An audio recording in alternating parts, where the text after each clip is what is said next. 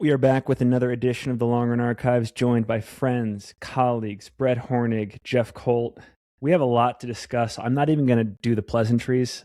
I'm going to go with my mystery topic here, okay? All right. Did you guys see the news that Arlen Glick is no longer with Craft? I did. I think I saw that because you sent it to me. So, yes. The point being, not a lot of people did because Arlen Glick is not on Instagram. He made the announcement via his Strava. My wife, Jules Campanelli, found it, sent it to me, and we had a whole discussion about it. And this is interesting. Arlen was signed, I think it was 3 years ago. It was a big deal because he was shopping the market. And I think it was sort of like the oddball out because he had this stance of like no Instagram, no TikTok, no YouTube. I think he is Strava because he likes to upload stuff, but he had it's in the context of social being ubiquitous. He was unique in this regard. He made it work. 2022, I think, was his peak season in the sport. Podiumed at Western, Javelina, Run Rabbit. His last sort of big thing was Cocodona, 2024. Right after that, had a pretty significant, I think, knee surgery. He's been rehabbing since. So he's basically had a year and a half of rehab. Did Run Rabbit this past fall, but he gets dropped. And my first thought is it because he's cooked? Is it actually like just his lack of visibility in the sport because of where he isn't from a media standpoint? And I kind of wanted to throw it to you guys, like Brett, maybe starting with you. What are your thoughts here? Well, question: did he get dropped? What could it have been mutual? Like, what if it could have been? I could see a scenario where maybe Craft wanted to renew, but for a smaller contract amount, which I'm sure their reasoning behind that would have been like, the last year and a half of being pretty quiet, and especially like not being able to like add a ton more like quote unquote value to the brand through like various social things, etc. And maybe that amount that they offered him to Arlen was like, well, then that's not a life-changing amount of money. Like, I'm not going to then like sell my soul for that much. Or yeah, maybe Kraft just did him dirty and was like, sorry, we're going to go a different way. Open question. Yeah, I don't know. There's a lot of, I'd have to go back and actually, I promise I'm so bad at putting stuff in the show notes. I will put this in the show notes. I'm going to link the Strava where he makes this announcement. I don't have it up right here to read, but Jeff, what do you think? Initial reactions? I remember 2023, Arlen did like the Western States Hard Rock Double, and that was pretty extreme. And then, coming back 2024 Cocodona, I think it's pretty standard for athlete contracts to have a clause in there that if you are actually injured, the brand can choose to defer like the calendar year, which if he was injured for most of 2025, like I wonder if there was any discussion around that. Basically like, we're not going to count this year, we're going to count next year, and basically extending the contract through that loophole. But yeah, interesting to hear because, we've also seen signings of other athletes with Craft, right? Matt Daniels just announced that he signed with Craft. So it's not like a downsizing or downscaling of the team. I do think in Arlen, you have one of the most beloved runners in the sport, folks who like go out of their way to engage with Arlen, considering he's not in the most accessible places such as social media or has as much of an online presence. He's also like incredibly talented, and his track record, he has a huge history of success. It's unclear what his potential going forward is, but I think the same argument could be made for a Matt Daniels. Huge record of success in the last few years, hasn't had the same success in the end of 2025 per se. Or yeah, I wonder if it seemed like perhaps a bit of a gamble to re-sign Arlen at this point with like how long it's taken him to come back from this injury. And it's like, well, yes, maybe you'll be better than you were before, but maybe not. And if there's like 50 other like young kids knocking at the door, it's like maybe they can find one of them. I found the post, which I could read. You want to read it? Yeah, read it. It's a quick read. So it was on, Arlen's New Year's Day run. He said, I've been so blessed with so many opportunities to run and travel the world with Craft Sportswear, and I'm so grateful for all the memories I will cherish that would have never been possible without their support, but I will be going into this season without a shoe sponsor. I'm very excited for the opportunity to race the Hard Rock 100 in July, and hopefully this time more prepared than ever, and for the first time with an ACL in my left knee. I love the sport and this community. He said without a shoe sponsor. Yeah. Arlen, maybe he just drops the bomb of he's sponsored by Gap. Or like maybe mainline, I guess Tommy Rivers was sponsored by like H&M years ago. Yeah. Let's go, Arlen. Cool. I'm pulling for you. Also, psyched to see him return to Hard Rock without a Western States under his legs 3 weeks before. Yeah. That'll make a big difference in freshness. I tried to get Arlen on the pod before this episode just to see if we could pull some extra context perspective out. And I think he's pretty busy. He said, look, I'm like on the road. I'm working some other gigs until February. Let's link up then. So sounds like he's got a lot on his plate and leading a busy, fulfilling life. But that was my mystery. One thing that I feel good about is Arlen was a very good runner before he was sponsored by Craft. So I'm confident he can be a very good runner for, however long he goes unsponsored, because he was able to do it. And the one thing that he never seemed to be short of at all was work ethic. So I think Arlen still got some very good racing left in his legs, and I can't wait to see him on some start lines, because he brings an exciting, an exciting aura to a race start list. I love that he makes it work based in Massillon, Ohio. Yeah, that was one of the coolest parts of the chase, was just like seeing his training grounds. Mm-hmm. Okay. You guys want a good subject switch? I'll hit you with my mystery topic. Let's go.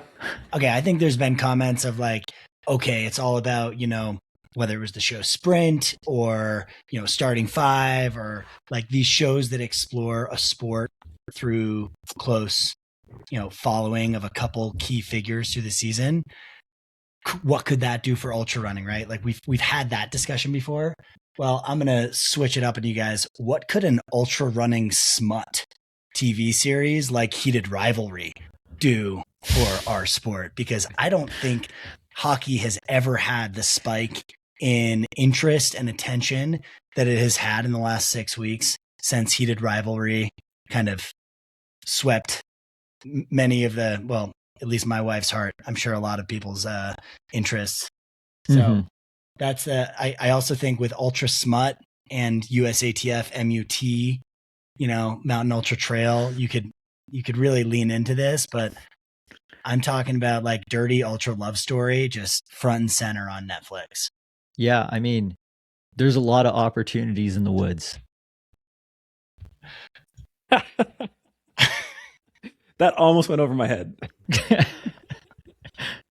I mean, Jeff, I think you're onto something. Do you have it in you to write this show? I don't have it in me. I've got a couple other things going on at the moment, but it's so funny. Like, I guess I do spend a lot of time with my wife and her friends and stuff, but the amount of Heated Rivalry talk going on, I have not seen this show. But give the audience context. Heated Rivalry is about NHL players in the, I think, early 2000s who fall in love, and but it's secret. It's like a secret romance, and they're on rival hockey teams, and it gets heated. Yeah, it gets heated. They've got to hide it, like in all the competitions. Like, it sounds. It sounds like it got picked up by HBO with like a week before it was supposed to actually like launch. And I think it launched in like December, and it was, the talk of the town for like Hollywood Awards series with like the Golden Globes and stuff. It's like the impact this had, like the splash it had was pretty huge. So it's adopted from a hockey smut novel, and just made me start exploring like, maybe there's some opportunity for ultra smut out there. Yeah, that could actually be the big break that ultra running has been looking for. Jeff, like yourself, I've not seen the show, but I've heard plenty about it from my wife. And there's some interesting, like, it almost didn't make it to the US, but HBO picked it up last minute, which I thought was super interesting. Hollywood actually didn't pick up like filming of the show, or I guess maybe they did, but they wanted to change too many things from the original. So it got filmed like much lower budget in Canada, written by the same guy who wrote Letterkenny, of all things. Okay. But apparently because it got filmed in Canada, they got like smaller name actors that ended up doing a better job. The show ended up being way better. And then HBO was like, we need that on our platform. And it seemed like it's going to be like one of the biggest wins of the year for HBO, and a big loss for Hollywood. This is such a fascinating concept to me. Like, just on a psychological, sociological level, how does that interaction between competing teams in their social circles even begin? You're gonna have to watch to find out, Finn. I think we all will, but it felt just too relevant not to bring up. And I just the Mountain Ultra Trail putting the MUT in Smut. Yeah, just seems like there's room for exploring. Maybe an avid listener will start. Yeah, writing it down. Or I want to go down the rabbit hole so bad of who should the actors be portraying in this, but we don't need to go there. I mean, the obvious setting for this is the World Trail Running Championships. Obviously. You know? And it's like France and the US, and like they cross paths or whatever, you know? Yeah. Yeah. This is amazing. No, there's a lot of... My mind is blown. There's a lot of good scenarios here. No, my wife Maddie and I, we were actually just talking about this at breakfast this morning, where on the Coffee Club podcast, Ollie Hoare had actually always been making jokes about basically this sort of thing, and with himself and Jakob Ingebrigtsen. So much so to the point where a Coffee Club listener wrote like a short fan fiction story of Ollie and Jakob. And Ollie read it on one of the old pods. It was probably like 1 or 2 years ago. It was incredible. So we were talking about that this morning. We were like, wow, what would the ultra running equivalent be? So Jeff, I'm so glad that you brought this up. I mean, pair that with like Max Jolliffe's unsolicited memes, like continued riffing on who is the current fluffer of Jim Walmsley. It's happening in this amorphous way where things are going to come together, and we might just end up with a Ultra Smut, bombshell in the next couple seasons here. This was not on my radar, and I'm very glad it's on my radar now. I can't wait to go watch this. I just got done watching the latest season of The Real Housewives of Salt Lake City, and I need something like this. Did you end up knowing anyone in this show? I got to know. Like, was there anyone? I've seen that person around Salt Lake. We call it Small Lake City because, these people blend in pretty well. And and again, you have to watch the show to understand these references. But like, I see Lisa Barlow out there. I see Jen Shaw. I've seen them out there in the wild, like hiking on the Bonneville Shoreline Trail. And nice. I'm with a bunch of friends, and I'm the only person that appreciates the gravity of the moment because I'm the only one of my friends that watches this show. There was like some Real Housewives taping that happened in Aspen, and one of our friends was just in the show because he was a food delivery guy bringing food to the house, and all of a sudden was just like on TV. So that's awesome. You actually see these people around Salt Lake. There's a place in the foothills. It's like our major parking lot for the BST. It's called Virginia Street, and the main like woman of the show, her name's Angie. Her house is like midway up the hill, and it's a famous place to do like 2-3 minute hill repeats. And so I run past the house all the time, and I'm always like wondering, like, am I going to catch them like shooting or whatever? And then like maybe you'll just be in one of the episodes like through the bedroom window. Yeah, they're having a huge fallout or fight, and I'm just like huffing it up the hill. Yeah. Man. This is a crazy long run archives. Yeah. Should I just throw my mystery topic out there then? Yeah. Go. So for anyone who follows football, the last few weeks of the regular NFL season, Phillip Rivers came out of retirement and played a couple games for the Colts. which was really fun to see. But then that had me thinking, is there anyone in the sport of ultra running that you feel like retired too early that you want to just see like make an announcement of like, hey, I may not be like the best anymore, but I've been given an opportunity to give it one more go. So I'm starting to train and I'm going to, enter some competitive, like super competitive race. I'm giving it a go again. Yeah. Jeff Rose. Like, I think seeing what Ludo's doing right now, these runners who are at the top of the sport in 2008 to 2012, like, I wonder if any of them are like, I used to whoop his ass. Yeah. Like, I wonder if I still have it. Yeah, I mean, I like that prompt. Who would you like to see come out of retirement? Who do you think could still have it? Yeah. This is a fantastic prompt. It's something that I actually think about a weird amount. Is this your Roman Empire? Yeah, well, it's kind of like that. Yeah, at age 35, a man must decide: do they smoke meats or get super into the Roman Empire? Yeah. No, like Cameron Clayton.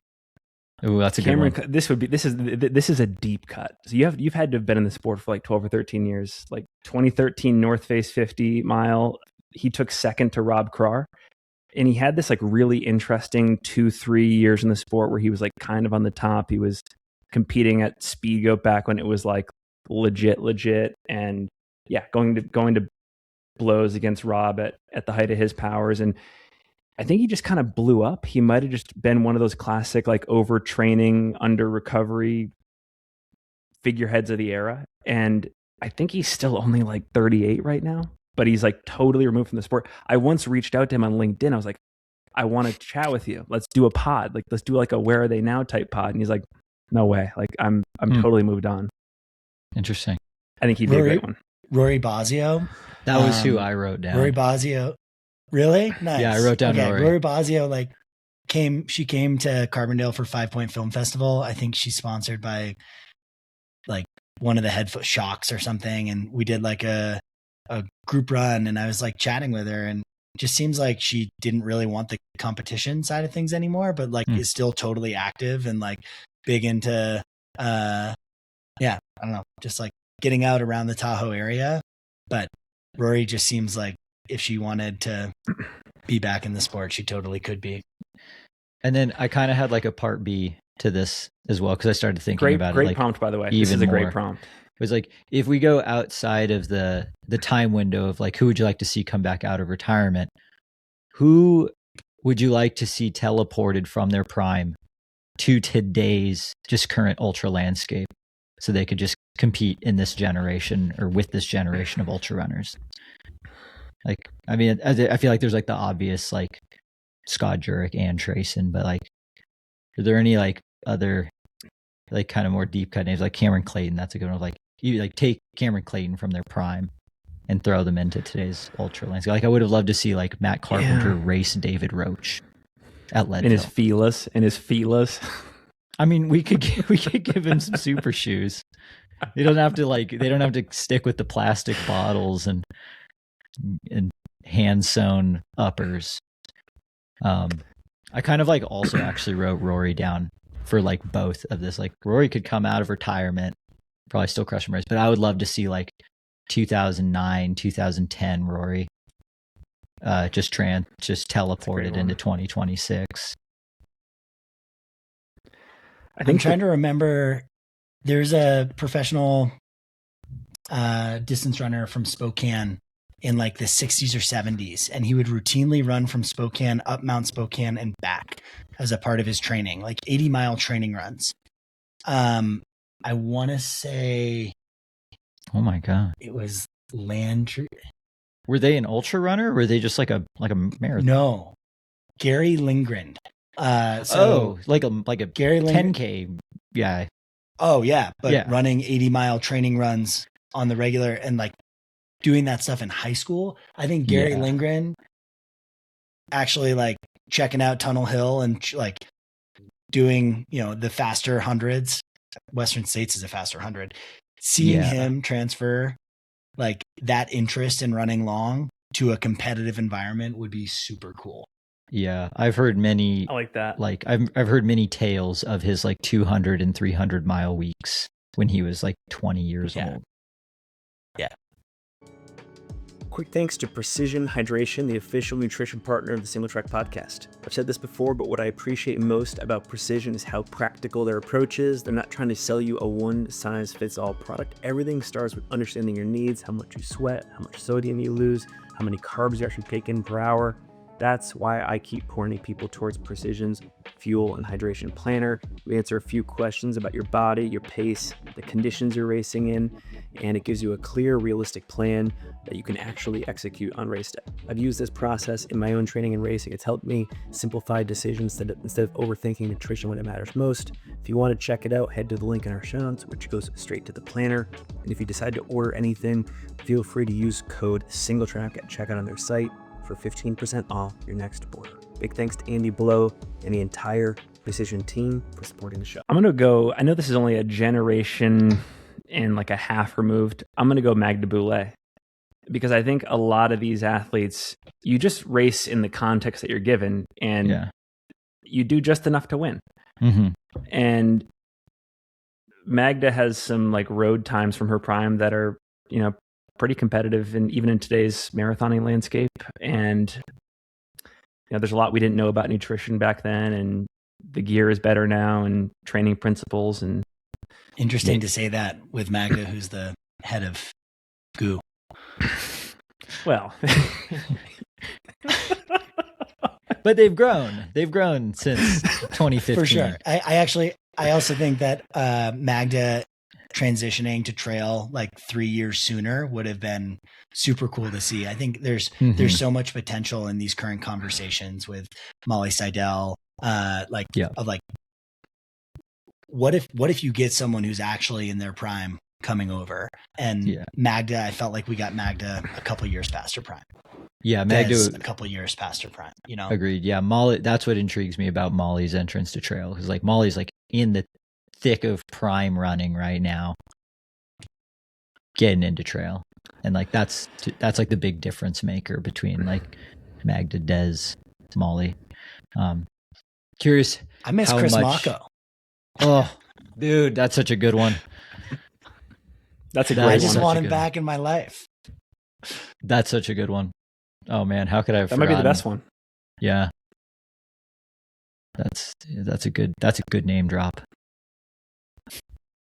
I wonder what he's doing. I reached out to him too. I would love to have him on the pod.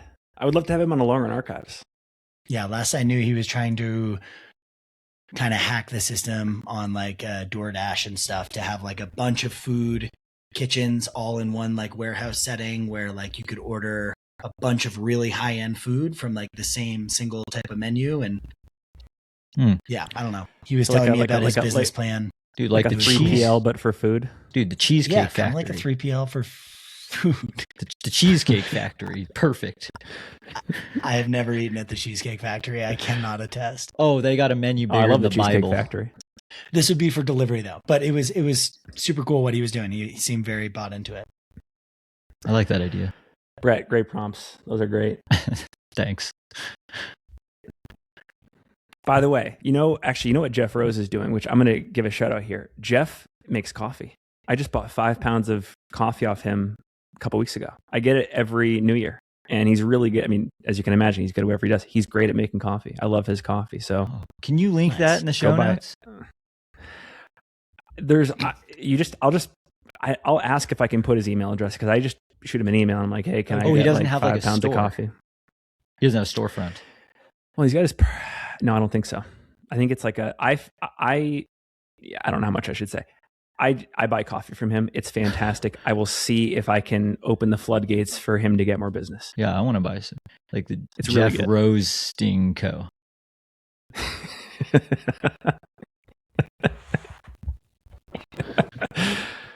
All right, I've got another. So I did put this prompt on our sheet, and the question is, what is the biggest advantage in trail running that has nothing to do with fitness? And I was thinking about this, and as I was thinking about this question, I was on Instagram, and I happened to cross one of Francesco Pupi's stories, and he had a really thoughtful take, which I think applies to this. Because I was going to say something in the category of like mental fitness, and then I see this story in Francesco. This is about a week ago. Francesco says, people overestimate the mental part of running. Fitness wins races, not the mental part. I like that take. I mean, that's an interesting take. And I haven't given it much more thought than that, but like maybe to you first, Jeff, because what's your initial reaction to that statement? I want to react to that, and then my answer is quite different. But I saw at one point on Substack, Caleb Olson wrote like about running 1 million feet of vert this past year, which is awesome. And Francesco kind of responded like, why did you do that? Like it's not proven to make you faster. Like fitness, like there's no need to run that much vert. You should run the amount of vert or whatever to like, be comfortable going up hills and stuff, but like workouts and fitness make you faster. And it was wild for me to listen to, or like to read that. Cause in my mind, I'm like, well, you run 1 million feet of vert because that's the type of running you like to do. And like, you want to be in the mountains. And I do think time and time again, I come back to Francesco having maybe like the most narrowly focused drive to be the fittest person in the sport. And it's working out for him. I want to see how it continues to work out for him, because I do wonder if you were to go, Francesco against someone who is loving their training more, isn't necessarily hammering threshold workouts as much, like say like Caleb, what the result might be. I also would just disagree. I think there's really fit runners out there, and I think they don't have the even acuity, focus, attentiveness, or ability to put all of that stuff on just cruise control and not worry about where you are right now, because there's so much left in the race. And I go back, I've raced numerous ultras now against people who run 2:15 or better in the marathon. And it's like, oh crap, like, that person is so fast, and doesn't really matter if they don't have the headspace to be able to translate that into an 8 or 10 or 12, 15 hour race. So it's actually the right thing for Francesco to be thinking, because this is the wavelength he's on, and like it's working for him. I don't think that's going to work for everyone. Yeah, I mean, like every Black Canyon, I feel like we're like, yo, this person's coming over. They just graduated. They are so fast, and they end up like 28th. And then maybe they give up altogether and don't ever come out for another ultra. There is a mental component to it. Fitness is fitness. Like at the end of the day on the starting line, Francesco might be one of the few runners, I'd say, who might be fitter than the other top contenders on the starting line. And I think that's the advantage he's trying to lean into. Finn, could you read that one more time? Great take, by the way, Jeff. I think that's really well nuanced. Yeah, he says, people overestimate, and again, I'm slightly paraphrasing, but this is basically it. Yeah. People overestimate the mental part of running. Fitness wins races, not the mental part. Basically, end quote. So where my mind immediately went with that was, it kind of almost feels like we're kind of extrapolating or assuming that like at the very top of the sport, we all have the same like mental techniques. Like we're all going to get the most out of ourselves on the day. We're all really tough, etc. Then it's going to come down to the person who's better at running. And I don't know if the sport of like ultra running is to that point yet. I don't know if it ever will be, because of kind of a lot of the reasons that you said, Jeff, where it's like, will the mental side of things just be like, even like you kind of see it in some of the track, like I see it more in some of the mid-distance track races now, where like no one's scared of a hot pace anymore, and no one's scared of it being tactical. It seems to come down to who was the fastest person. But it's like, can that really exist over a 15 to 20 hour mountain race where it's like, oh yeah, we're all so good mentally that like no one's going to crack, but like whose body cracks first? I think there's also an element of like this clutch gene or just competitiveness. Like, I think it's discounting what a competitive drive is. And like, I consider myself a pretty competitive person. And I think I often compete at a higher level than maybe my training should like indicate. Killian has the competitive gene. Killian Jornet, like, he wins races and like he wins kind of across distance. Like, I don't know if he's always the fittest person in the starting line. I realize now I might be digging myself in a hole because this is one person who's kept record of how freaking fit they are for the last 20 years. But like the point being, like, competitiveness is also a really key element of headspace. And are you in it on that day? Like, were you just flat that day? Like, did you really want it? And so much of my racing comes back to whether or not I have the right why. Why am I doing this? Why do I want to race? To me, that's headspace. So then maybe, Jeff, kind of going back to what you said, like maybe that is the correct thing for Francesco to say, because like for his lane of running and the way that he approaches the races, like, yes, of course, it's going to come down to a fitness thing, because that I don't know, for him, that mental side of it is taken care of. But to your point, it's cool that that's not the only way that ultras are being won. Yeah. Question for you, Jeff, based on something you said earlier. You mentioned, like, for example, Francesco taking issue with the way Caleb approaches some of his training, going for 1,000,000 feet of vert. When he makes a statement like this and then makes sort of like those criticisms of Caleb, am I reading into it too much if I think that he's trying to draw these competitors away from what makes them happy and sort of strong and trying to get them to play on his turf? Is this like a mental sort of warfare?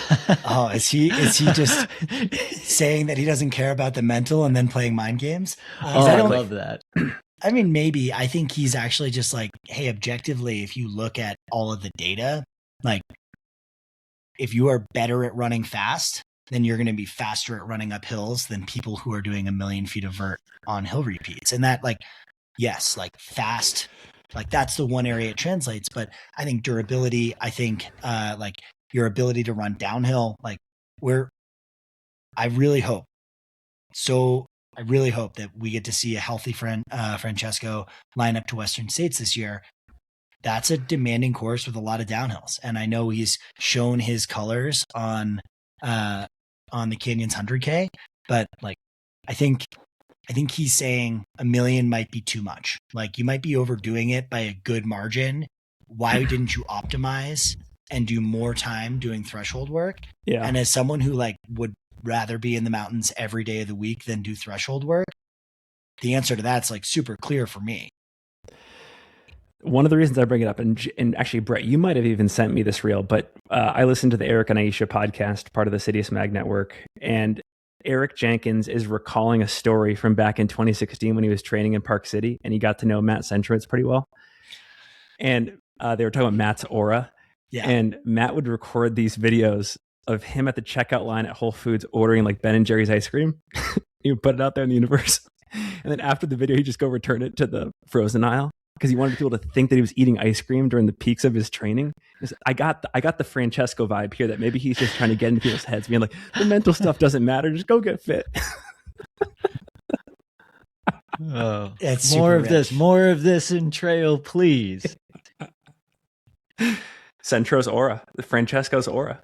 Yeah, and like Caleb doesn't put everything on Strava, so maybe his whole 1,000,000 feet of vert thing was just bogus too, just to make everyone freak out. Maybe Caleb's actually just a flatlander. My answer to this prompt was pretty different. And that is like, for me, it's familial support or some more support of your community. And I think when I received this prompt, it was like fresh in my mind. My loving grandmother passed away on Saturday, and in recalling just some of the beauty of her life, my aunt was telling me, like, some of the 100-mile races I've done, she would be up watching, and from like the other room, my 92, 93, 94-year-old grandmother would call out like, "How's he doing, dear?" And just like in the middle of the night, wide awake, thinking about me. And My grandmother was one of my parents growing up. So mom and dad, grandparents lived in the same town. My folks were split up. If it wasn't for my grandparents, I wouldn't have gotten to go to ski races, ski jumping competitions, Nordic races, cross country races, track meets, like every weekend through all of childhood. I was being brought somewhere by one of my grandparents and like just facilitating what was a really resource rich childhood for me, despite my folks not having the most means. And like, I think the one area where you can compensate for maybe not having every advantage or every opportunity is like people in your corner who really show up for you. And like, I think I've shared before, like the wind at my back, like thinking about the people who I know are thinking about me. And like my grandmother was like one of those, just hold fast. Like if I thought about Grand Bet while I was running, I was just so much stronger. And that has nothing to do with trail running. And I think has a lot more to do with like leaning into your emotional connections and your maybe mindfulness or mind game as opposed to fitness. But we pull belief from those who believe in us. And like, I think self-belief, confidence, being able to say like, no, I know I can win this race. I don't care how fit Francesco is.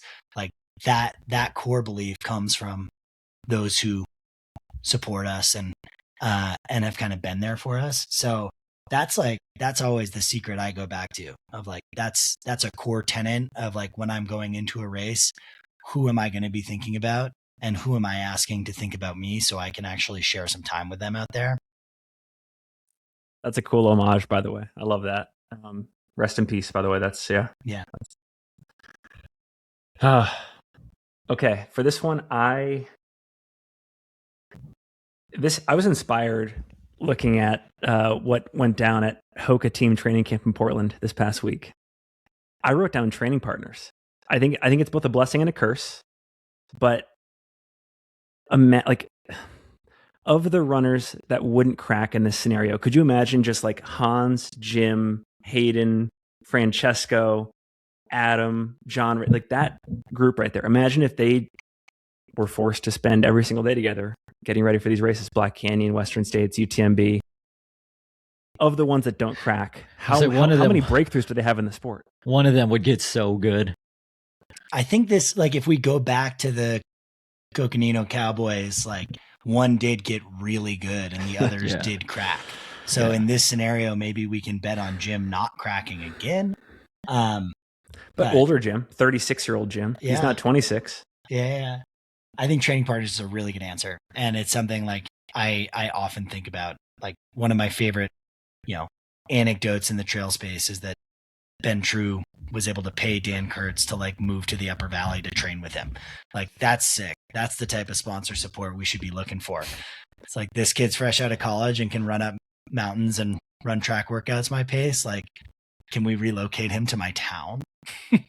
Does anyone in the sport, that's a great example, Jeff. Does anyone in the sport have like the training equivalent of like a domestique in their life that has been paid for by a brand?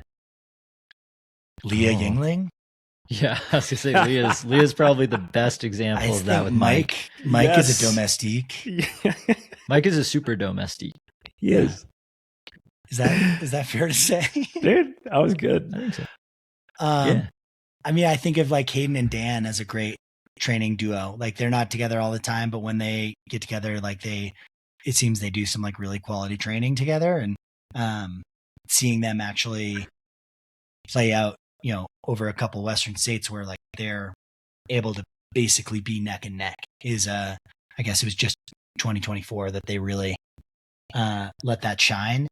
Yeah. Like John Ray, Adam Peterman, those two, like Jeff McGavro, like those would be like my toppest choices. Like, how could I live in the same place as this person to get to run with them? Cause like when you like running with the person you're with, you get out more, you plan cool things. You know what might be an example of this? That's a runner and a non-runner. Not non-runner, but like professional runner as a domestique, was when Jim was first coming on, Mike Hermsmeyer, who like just blasted and just put Jim's socials into the stratosphere, but like was with Jim on like so many runs, like kind of just aiding, but then also taking pictures and video along the way. That seems like pretty full-time, like crew support from a training standpoint. Yeah. Pour one out for Mike Hermsmeyer, maybe the most underappreciated person in the Coconino Cowboys and the rise of, that cultural phenomenon. Such a good dude and incredibly talented. But yeah, I guess still not like really a training partner, but certainly adding a ton of value to, the brand name that is June Woomsley. Yeah. Okay, actually, the domestique thing reminds me. Super hypothetical here. Imagine you have a brand Brooks, and let's say there's an athlete on the men's side who is not looking to have like the most amazing day at Western States, but they're in, and there's a woman on that team that is.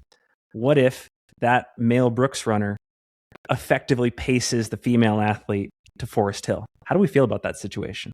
This reminds me a lot of my middle school track and field days where all of our races were so small that they were co-ed, and my dad was the track coach, and he'd be like, well, Jeff, you're going to win the guys race. So why don't you just pace Georgia to a sub 5-minute mile?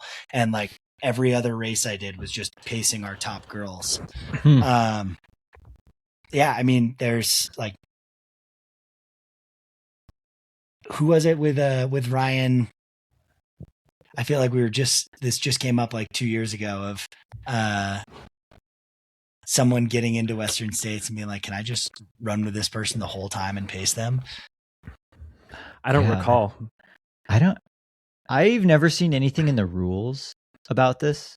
Like there's some track and field rules about this that came into existence, I think during, maybe it was either when Bekele or Gebre Selassie was just on the tears of like breaking 10K world records. There was like some of his teammates would get lapped, hop in for a lap at pace, peel off, get lapped again. But then they kind of wrote in like a fair and honest effort rule where basically if you're not clearly putting in a fair and honest effort, you would be disqualified. That would be using the super-domestique example we just said. Like, what if Leah's trying to, get 5th, 6th, 7th at Western States, and Mike's just running the whole time facing her? Like, I know. And he's like, I just happen to also be this fit. Because we've been training together the whole time. So obviously our paces are the same. Yeah. Yeah. I mean, God, dude, that would open up some great internet discussions. Yeah. Should fair and honest effort apply? Should there be a fair and honest effort rule for like Western and UTMB, do you think? But like, what is that? Like, would Jim get everyone else disqualified for just not trying hard enough, not giving an honest effort? Yeah. See, I don't know how you enforce this. So here's the scenario that makes sense in my mind, Finn. You've got Brooks Runner. Go ahead. You got Brooks Runner, who's like, you said like maybe isn't trying to have their best day. Like that runner, okay, they have like a super bonk at Michigan Bluff and they end up just sitting for like an hour, and all of a sudden the top Brooks female runner is coming up the hill and it's like, I've got this newfound energy. I'm going to go run with them and, push them to the finish. This kind of happened with Joe McConaughey and Blake Slatengren at Javelina a couple years ago. Oh yeah. Remember? Because yes. It was the year I dropped out. Blake was having an amazing run and Joe blew up and I think got lapped by Blake, but then was just like so pumped that his like best friend and athlete was about to get a golden ticket that he like ran a whole bunch with him effectively as another pacer. I remember this. And there was like nothing ever came of it, but people were like, wait, is this legal or not? And yeah, like I remember it was like pretty split where some people were like, Joe shouldn't have done that. And other people were like, well, he was out on course and he was excited and he like went for it and then blew up and then Blake just happened to catch them. Yeah, that's a great example. Especially since he was his coach. That's like the part that like makes it murky waters for sure. I know. Yeah. Yeah. And I was just using Brooks purely as a hypothetical, and I was thinking about it more in And terms you of male actually- and female terms. Yeah, I was too, but you somehow it just coalesced into That was real beautiful. thing that happened. That was Brooks actually did that already. We gotta look out for this. They Let's might put our do it again. tinfoil hats on here for a minute. There will be years, because what I'm thinking is there will be years on the circuit where the women's roster is much stronger in a given year than the men's roster for any of these brands. And I could see in a given year, some women on a particular team have a really strong chance to win Western or UTMB. And what if the brand decides, for the sake of the company and all of the momentum we would get from invalidation we would get from XYZ person winning this thing, let's try this strategy. Yeah. Like, it's 2023 Western states, and Solomon's just like, hey, Matthew Blanchard, you're just going to pace Courtney for this entire race. And if you blow up on Cal 2 and she goes around you on the elevator shaft, so be it. I think that's what they call that section. Do you think you would be able to, like, if we were watching the live stream together, do you feel like you could identify malpractice here, sort of like fair and honest effort being abused? Well, I'm curious how much of a benefit it would actually be, because do you really need that extra pacing in the first? Oh yeah. Well, because of when UTMB starts 6 p.m. going through the night, and just like the morale of going through like, I'm picturing Western states in my head. Okay, UTMB bigger advantage to have early pacing. If you can go over like Col de Bonhomme with a pacer who's increasing your morale and is giving you a sense of like who's in front, who's in back, reminding you to eat, like especially in last year's conditions when it was just like treacherous. Oh directions, my gosh. Things like that. Okay, yeah, that would be a huge advantage for sure. On the male-female side, this also totally could have happened just with Katie and Jarmon in 2024. Oh, yeah, you're right. Because Jarmon was falling back, and Katie, like, I think right around... I hadn't even thought of that. Yeah. Grand Col Ferret, like, I think was around the... I don't know where Jarmon actually kind of fell apart there, but like... Was he falling back or was he falling back? I think he was falling back. I put up air quotes for any of the listeners, not on YouTube. Dude, that's super. This is a great thread of thought right now. Oh man, just the super domestique through an entire ultra. So I was very excited. I'm going back to High Lonesome, and one of my pacers from last year, John Harrison, remarkable runner, ended up second at Run Rabbit Run later in the year. He was like talking with High Lonesome about coming in and running high-low this summer. And I was like, John, like, can we just run together the whole race? Because all of last year while he was pacing me, I was like, I think John could just keep this up. Like he ran 34 miles with me and just seemed so fresh. I was like, I think he could just run this pace for 100 miles. It's like, are we going to get to live this out this year? But I think he might be going into a different direction and not coming to High Lonesome. But I don't know what it would feel like to just be like, all right, I'm going to run the whole race with this person. Like, let's go. Yeah. I've never done anything like that before, especially if you're like we're going to win this race together. My first 100 at Run Rabbit. Is this the heated rivalry, like prompt sort of thing? Are we starting the show? I'm glad that I gave the mystery topic early so it could, recirculate. But my first 100 at Run Rabbit, Cody Reed was coaching me at that point, and he was like, "What's your race plan?" I was like, "Well, Jeff Browning's racing, so my race plan is just to run with Jeff Browning the entire time." And it was going great. And at mile like 19, after Fish Creek Falls or something, he just like sat down. Huh. And I was like, "Wait, you okay?" And he's like, "I'm just overheating." I was like, "Cool. You want me to sit with you?" Like, no. I was like, "Huh." My race plan just went out the window. Like mile 70, he just goes flying by me. And it's like, oh, I should have sat with him. Whatever he did was right. I think he ended up third. Oh man. If you guys had to guess, just to close the loop here, if you guys had to guess, do you think in the history of ultra trail running, there has been a conversation in our sport where an athlete manager has gone to a male runner on the squad and said, hey, I don't think you have a chance of winning this race, but I think that this female does, and I want you to basically pace them to Forest Hill? I think if anyone did it, it'd be Solomon. I pointed Solomon if it ever happened. I wasn't going to name names, but I was just going to say, in the history of the sport, I bet that conversations happened. Yeah. For sure. That's hilarious. Oh, man. That was good. Good prompt.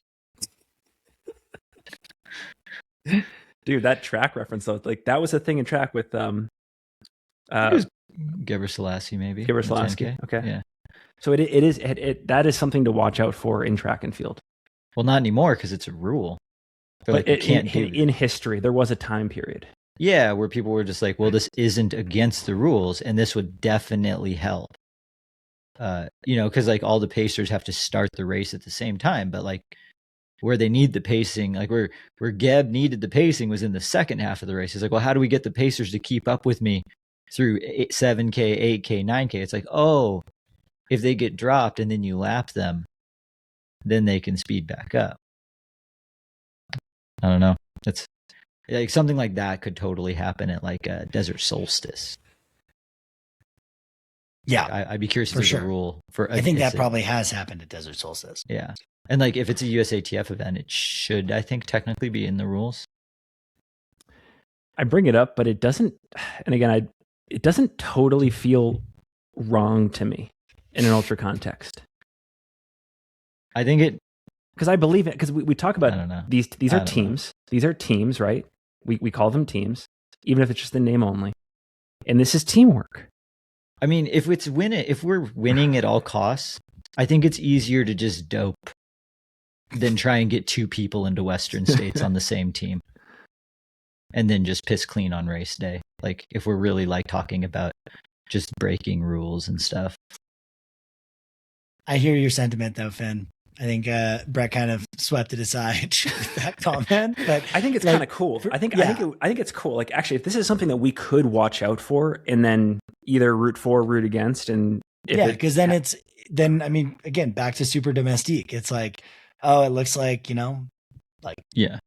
I mean, I could be a good candidate. Looks like Jeff's the super-domestique today, and he's just going to be making sure that On is not only getting Katie on the podium, like winning, but a couple other women, like, in the mix or something. And it's like, it definitely, were the sport intentionally more team focused, or go to Worlds and you're not in the top 3 or 4 for your scorers, like running with the top 1 or, okay, women do start. No, they started at the same time, right? Yeah. Same time. I think so. Yeah. Same time. So like, there you go. Like working together in that sense. That's where I see it as a more practically panning out. And I'm with you in terms of like the spirit of the sport, as long as like the other rules, like, actively crewing or muling and stuff aren't being violated. Yeah, of course not. Mm-hmm. Yeah, that would really open up the argument again of like separate men's and women's starts. Yeah. Oh yeah. But yeah, I guess this is kind of like a classic cycling idea, right? Just applied to ultra.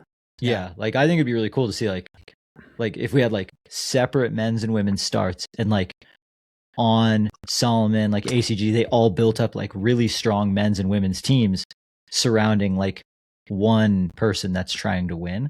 Like if you had like Hoka has Jim trying to win Western States, and we're going to have like Francesco off the front, I don't know, strategizing things at threshold effort. And then Hans is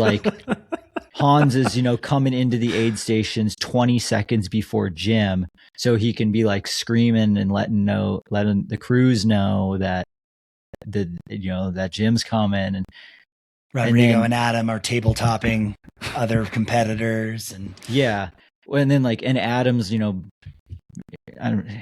just sacrificing everyone here. And then like Hayden blows himself up devil's thumb to keep the pace hot for Jim, and then Adam blows himself up the next. I think we canyon. get what you're saying. I think we get what you're saying here, Brett. I think we Well, got let me take this one all the way to the finish. Go. Well, no, you get to sacrifice the entire team by like Forest Hill, and Jim then gets to pick up fresh pacers. No pacers, dude. No pacers. Yeah, no 2-on-1. No 2-on-1 on Cal Street. Okay, so we can have an entire team of super-domestiques, but then we can't pick up a pacer at Forest Hill. It's going to have to be the way things go. Yeah, I love our sport right now. All right, I think so. We've got about 30 minutes left, so I think we have time for 2 topics, and I want to get to these 2, if none else. And the first one is this Ben Dhiman Boulder Boys beef, which hallelujah, I love it. Shout out to Ben for just saying some edgy stuff about the North American ultra scene, and shout out to Matt for just being a great media dude and instigating the debate. Yeah, clapping back like nothing. What but did respect. Ben say about the North American ultra scene? Well, it all stems from Hard Rock. I think, for many reasons he felt slighted through that special consideration process. And then I think that got him on this tangent of reflecting on the competitive scene here. And I think he's additionally took the time to poke some holes in Western states. And I think at the moment he obviously sees UTMB as, because it's the easiest race for all the professionals to get into, that should be where everyone goes and does battle. And I think the Boulder Boys got hold of that. And, I think Matt talked about just like the nuances between the races, and perhaps someone like Ben would get, quote unquote, smoked at a race like Western States. And yeah, I mean, Brett, I'm probably not explaining it as well as I should. I just listened to the episode a few days ago, but I was just more excited about the fact that like we're seeing some smack between some of the great athletes in the sport. It's great. Yeah. I wouldn't mess with Ben Dhiman. I say that because I think he might be among the grittiest runners in our sport. Like, I put him on the same page as Mathieu Blanchard of like, hey, Mathieu can run a 2:20 marathon, and he also just won a Yukon 600K. Like, we're talking about Ben, who was inspired to run ultras because he thru hiked the AT, but then he also can run a 30-minute 10K.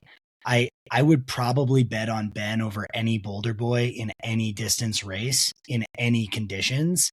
The exception, or I think the best race, might be Drew Holman and Ben at CCC. I think that would be like a really good match, but I think he's going to sweep them and like clean their plate in a way where, like, I don't know if the Boulder Boys quite get how hard he trains and how committed he is to this. I think Matt would beat Ben at a mile.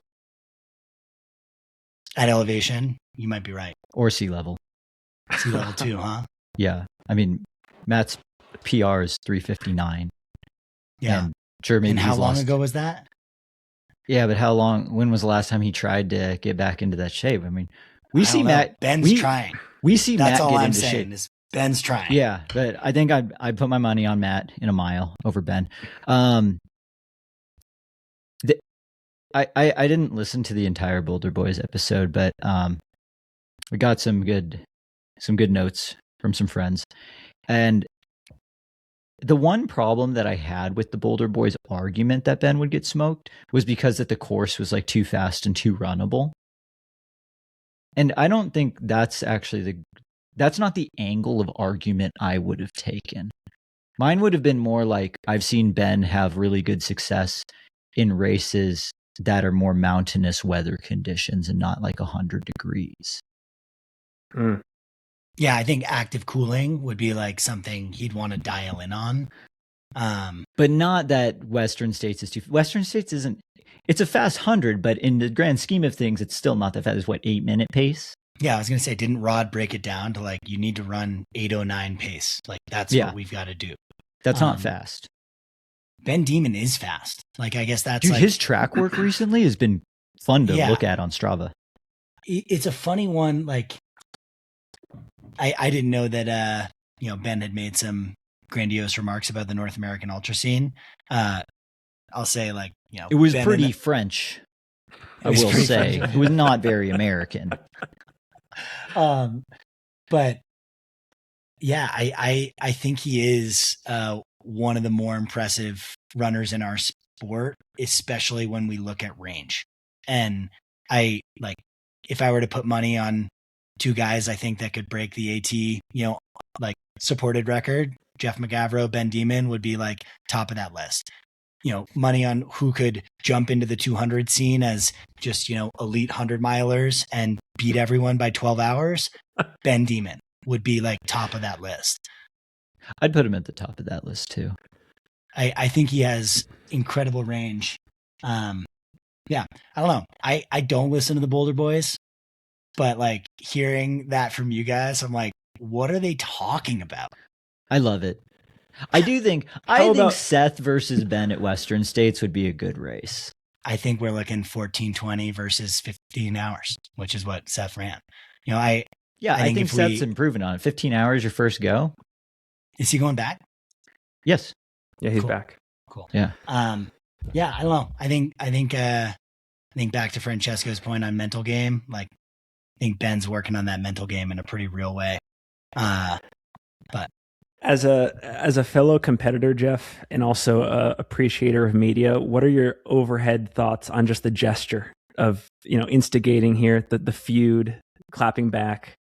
Do you like that? Do you want to see more of that? Are you like just go train? It's just interesting coming. Shut up and dribble. No, not shut up and dribble. Like, I want people to be political. I want people to like speak their minds and stuff. But I just don't see the Boulder Boys having it against Ben. Like, that's like interesting group to pick a fight. Maybe like the whole Hoka team training camp. I get it. Okay. But I don't see it working well for the Boulder Boys. Like, honest. Like, Ben, I think, is like one of the absolute pinnacle of the sport right now. And I think we look at, a podium or win course record at Western States from him. I also think that he could do that at Hard Rock, and like eventually he'll get that opportunity. Is Ben your front runner right now to win UTMB? I don't know anyone who's in UTMB right now. I'd say my front runner to win UTMB is that I'm hoping either Jim or Killian decide to double back from Western States and win UTMB. That would be pretty amazing. But I know Ben's running UTMB. Yeah, I guess that was the reason. Yeah, it's interesting. It's just like I like the throwing it out there, and maybe I'm throwing it out there. Like I think all the each individual boy in Boulder is a nice boy, and talented in their own right. Like, he's just not the guy I'd go pick in a fight with. Yeah, I think Ben started it by attacking North America, where he's from. Yeah, from across the pond, from like way over there. He was like, yeah, hey, I know I've never raced any of the races over here, but they suck. He's raced high lonesome. I think my time is like 15 hours faster than his. Yeah, so shots fired, Ben. Ipso facto there. I think picking the fight with Ben was probably misguided. I think Seth can run 40, 50 minutes faster at Western. I could be wrong. Too. I think he can run. I think he can run 40 minutes. And then I think the best matchup is Drew. Drew versus Ben would be a great matchup, I think. Yeah, but I'm a huge Drew stan. Mm-hmm.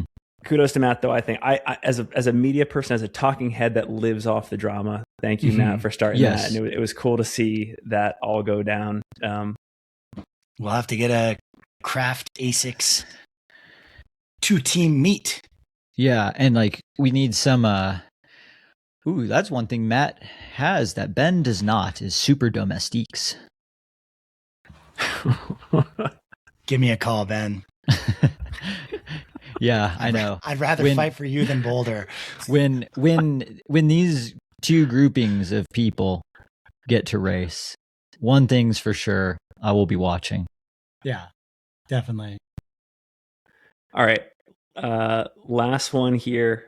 I wrote this down as a question, but context. So we apparently called out the 200-mile specialists in our latest episode. I made a comment that the Destination Trail 200s in the competitive context of our sport are the minor leagues of ultra running. And it's a step in the right direction to have success there. But I don't think I or anyone in the media scene should be ready to anoint anyone that comes out of it at the level of, Katie and Courtney and Jim, etc. And so we got a little bit, I'm not going to call it a clapback, because I think it was actually pretty respectful, but Killian Korth listened to the episode, then put out a message on Instagram saying, it was a bit insulting to take the angle that we took, and that we don't need people from other disciplines to come into the sport to further validate the scene. That's true. I mean, it's happening in Europe. Like Richard Victor, the Belgian man who won Tour, he was also 6th at TGC. He also won the dual race at the Eiger Ultra 250. He's got like an 860 or 855 ITRA score. What Destination Trail Races is doing is they're dropping the ball on participating in our sport. And I'm sorry to Killian Korth, but his ITRA index is like 540. That's a recreational level index. Okay. And like, if you're not going to get the races that you're participating in to like back you and actually submit to be part of like the greater ecosystem, it's hard to defend that. Okay, I see what you're saying. Richard got 6th at TGC, but it was like asterisk 6th. He ran 2 hours slower than Caleb, who won the race. Caleb also had a really good race. Yeah, but I'm just like it's 6th, but it's like, I don't know. That top 10, everyone in that top 10 has a ITRA score or index of, 850 and up. I really like your point though about like Destination isn't giving Killian like the platform to prove that he's a great athlete because his races don't get indexed. Finn, I think your point was totally like pertinent and a great point. I think what Destination Trail does is they create influencers. They don't, unfortunately, lean in to help create athletes. And like for them to be legitimized, they should want to participate in the ecosystem we're in. And then for, fans of Killian who have seen his like incredible success, winning each one of these by a significant margin, to then go to like the ecosystem center with like Trail Runner of the Year, Ultra Runner of the Year, and say, hey, you're not paying attention to this guy. Like Killian should be putting pressure on Destination Trail to actually submit their results. It's free. You can upload them. And then all of a sudden you're getting some credit. But I mean, Finn, going off your point, I looked it up. Killian won Moab 240. The guy who got second also got 148th at UTMB. Yeah. Killian won Bigfoot 200. The guy who got second. Yeah, the guy who got second placed 75th at Javelina this year. Yeah. Like, we're not talking about races with deep competition. If you do look at Tour has really deep competition. Yes. Yeah.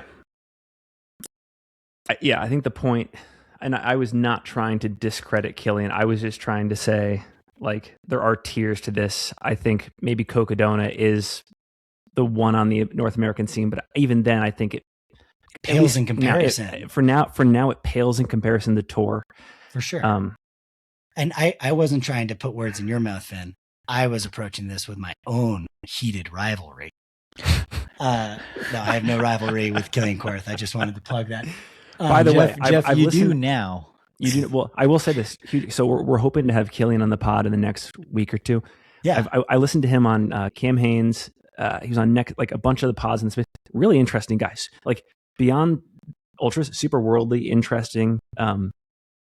I don't mean to discredit that. It's just I'm not talking about mentals here. I'm talking about fitness.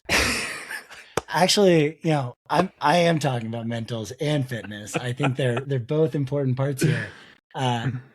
Like I think to back up your initial point though, Finn, is like Destination Trail 200s are not on the par where they're being talked about in the competitive sphere globally. And like really the only 200s that are, as of right now, are probably, Tour and Marathon des Sables, and then Cocodona. Yeah. MDS is a stage race. Like it's hard to like be talking about, where you rank in international trail running with your ITRA score of 560 when, these runners who are getting top 10, top 25 trail runners of the year are all above 900. And like, it's just it's a leap, but this isn't just on, like, it's not saying Killian's not talented. No, It's like, definitely not. No, it's saying like, the folks who care about 200s should be holding the race directors who are hosting 200s accountable, because there is an endurance category with UTMB rankings and ITRA rankings, and Richard Vector, who won Tour, is really good. And, you know, Francois is the only person ranked higher than him. So like the context is important. Our sport is so beautifully at this intersection of like, mountain athletes, are they athletes or are they influencers? And if we look at the most influential events, yeah, they're 200s.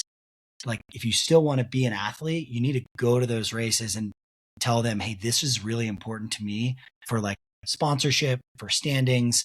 Like, please participate in the actual like athlete side of the ecosystem. Because I don't expect Go One More to be like uploading ITRA scores. I kind of would hope that Candice Burt would upload ITRA scores. I think, and anyone can volunteer to do it also. So, yeah, you know, you can upload scores from those races retroactively.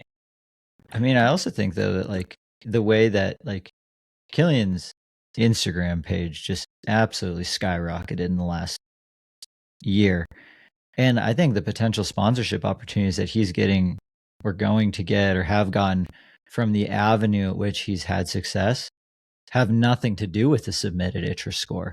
Not at all. Same with, I mean, the same, like we acknowledge the same thing with Dan Green winning Cocodona. It was like, you know, overnight, you know, launched and pretty immediately had a sponsorship, you know? And I think there's a huge population of maybe destination trail fans who see those races. Like if you win a 200-mile race, you could win any 200-mile race. Okay. Like that's where I see a lot of that basically. Let me pitch you on a comparison. And I think it's a reasonable comparison, but single track, I'd say for the most part, single track is like talking to the competitive aspect of trail and ultra running. Say you guys, I'm going to put you guys as like classic rock, greatest hits, 70s, 60s, 70s, and, you know, today. Stairway to Heaven. Yeah. Right. Hey, no Stairway to Heaven. The Destination Trail Races is just a Christian rock radio station. And like they might make Caleb. And actually go ahead. They have a huge fan base, but like to be like, oh yeah, how come that music's not being played on that station? Like they're not a perfect overlap. It's not like the same mesh. And I do think there's room and opportunity for a dedicated 200, you know, mile like podcast. And like more of that attention in it. I want to fully give credit to Drew Peterson here. In the same way that we have the sub hub for sub ultra, his idea was we should have the Dom dungeon for, you know, 200 milers. You got the submissive sub hub and the Dom dungeon. You guys are giving me weird looks. Yeah, because I was like, where are you going with this? I get it now. It's like the ultra masochist, you know? Yeah, thanks for explaining that one. I needed that help. Of like the YouTube presence is there. It is like validated. And I've chatted with Rachel about this too, of like, what about like the core shoe brands? And just because it's validated in YouTube and engagement doesn't mean that it's like adopted across the board, but that will come. And in the same way that Finn, you've built this, like I think if you build it, it will come. I hadn't even thought of the structural argument here, which is fascinating, Jeff. Where I had been coming from the whole time, and this has almost nothing to do with Killian, who I really do respect and admire, and nobody wants to see him win Tour in 2 years more than I do, or Cocodona for that matter. Where I'm coming from with this, because all of us have weighted votes in the Free Trail Troy system, and it has been interesting in the lead up to those results. I don't know if it's happened to you guys, but from my perspective, needing to explain myself to the contingent that wants the influencer world of performance to be held to the same standard as people like Jim, Courtney, and Katie. Like they see what is happening at Moab and Bigfoot as indistinguishable competitively from what's happening at Western States and UTMB. That's where I feel aggrieved. Yeah. 91.1 Christian rock, 106.1 rock classics are just different.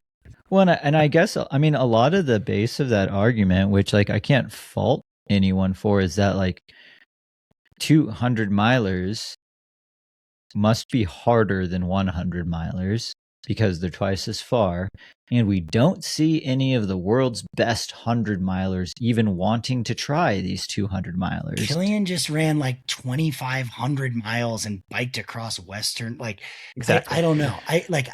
Here's the argument I don't align with is the people who are saying that 200s are like the edge of our sport that's pushing the boundaries. Yeah. Do you think 200 miles is all that much farther than 100 miles?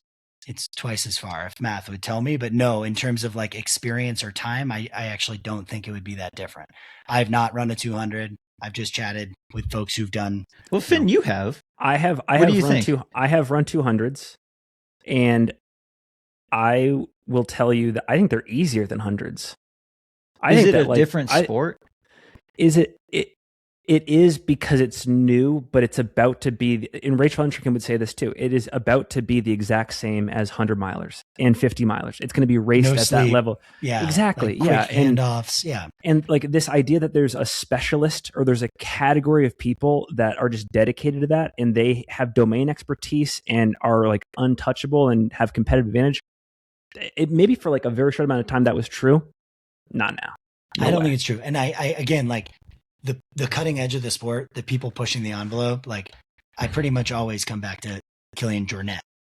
Mm-hmm. Like that's the guy pushing the envelope, like reframing what is possible.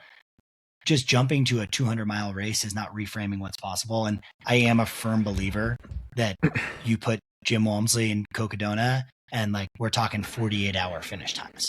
We're talking 10 hours faster. And like the reason is he's a lot faster than other runners are at running, and he's really calculated. If you're going the 200s because you have a hunch that you can do something there that other people can't, I think you're misguided. Yeah. I think you're going to be disrupted super fast. Yeah. Same. And like the legacy at Tour has been around for quite a while. And like I always want to look to that race and call attention to that race because that standard, like the competitive level is on par with most 100-mile races or 100K races globally. And then you look at the runners who are doing those races and they are having great success at 100 milers, 50Ks and whatnot. I predict that Cocodona will get to that level of competition in a decade or less. I think in 2 years. Yeah. But I agree it's not there yet, Brett. I agree it's not there yet. But like this year is going to be a massive step over even last year, which was a huge step over the year before.